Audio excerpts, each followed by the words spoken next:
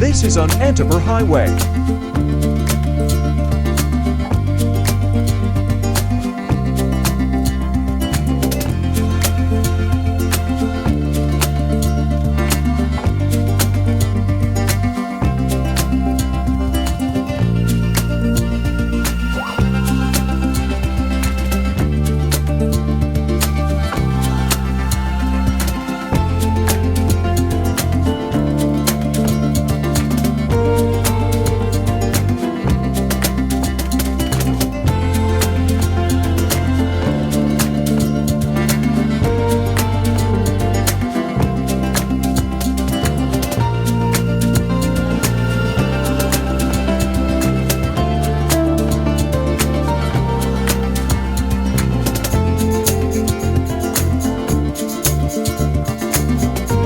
Hello दोस्तों, खुशामदीद आप सभी को। बहुत ही ज़बरदस्त हाईवे पे मैं जा रहा हूँ फैमिली के साथ और एक ज़बरदस्त सिटी की तरफ जा रहा हूँ, अनंतपुरम। तो हम लोग उस गांव के शहर की तरफ जा रहे हैं और देखिए हाईवे कितना ज़बरदस्त है, खूबसूरत नज़ारों के साथ।